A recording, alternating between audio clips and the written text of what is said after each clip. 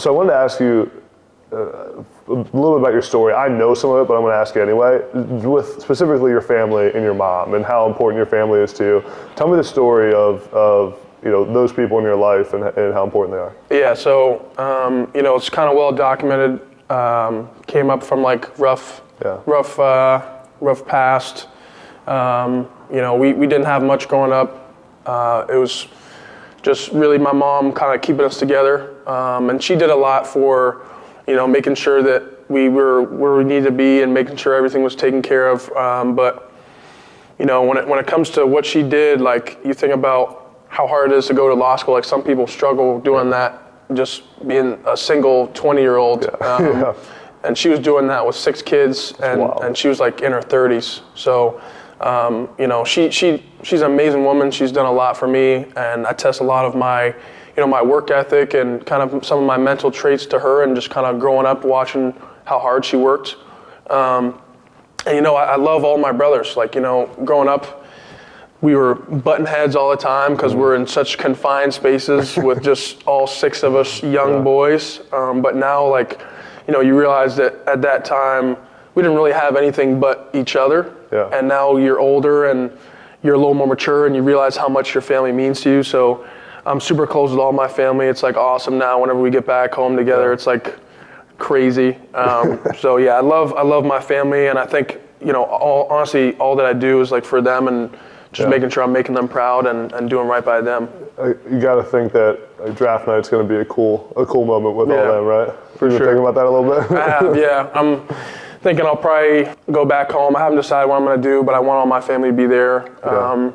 Doesn't need I'm probably not going to have a crazy big party. Like I'm not really that guy. As long as I got the people that have been there along the way. Like my coaches and a lot of people that kind of push me when I need a little bit of pushing. As long as those people are there, I think I'll be really happy with it. You just said pushing when you need a little bit of pushing. What was a moment, you've had so many good moments in your career at Penn State. What was a moment that you had some adversity and you felt like you needed some of that pushing? Yeah, I think probably after freshman year, obviously COVID was really tough. Yeah. I had shoulder issues as soon as I stepped foot on campus. So I think that was like really tough for me. I came in, kid from Canada, never played American football, adjusting to being a college student, adjusting to having an injury a serious injury for the first time. So like that was like a really hard time for me, just figuring out all these different things all at once at such a young age.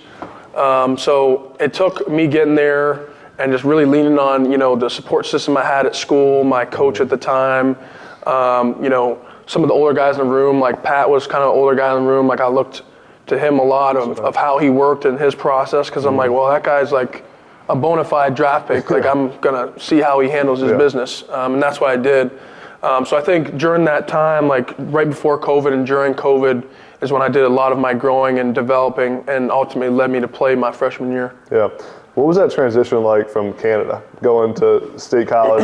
I got a big announcement. I just released my brand new resource for anyone trying to get recruited to play college football. Whether you're a player, the coach of a player, a parent of a player, this resource will help you learn everything you need to know to dominate the college football recruiting process. It's called the Get Coaches to Call Game Plan, and inside I'll reveal the secrets that top recruits use to make dynamic highlight videos and get in touch with coaches, and I'll give you a step-by-step guide for how to get coaches to notice you and reach out to you. The best part is that it's totally free. All I need is your name and your email. Check the link in the show notes. Now let's get back to the podcast.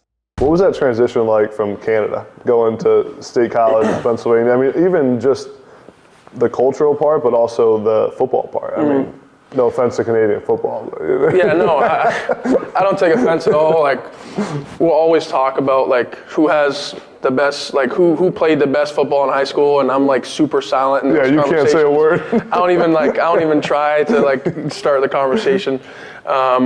It was definitely a transition for sure. There's obviously a lot of major rule changes, like you can run 15 yards from behind the line of scrimmage before a snap, and the goalpost is at the front of the end zone, and you can run a post from the 3. I ran a post from the 3-yard line and caught it in the back of the end zone. Like it's 20-yard end zones. So there's some things like that are different, but I played 7-on-7. Like I live like 10 minutes from Detroit, so I played 7-on-7 in the Detroit area. I played against Kalen King, Jay Reed, Kobe, all when I was in high school. So I'm really thankful that I did that because it kind of helped acclimate me to the rules. So it wasn't like a complete shock. Like probably for Malik Mega, like it was probably a complete shock for him.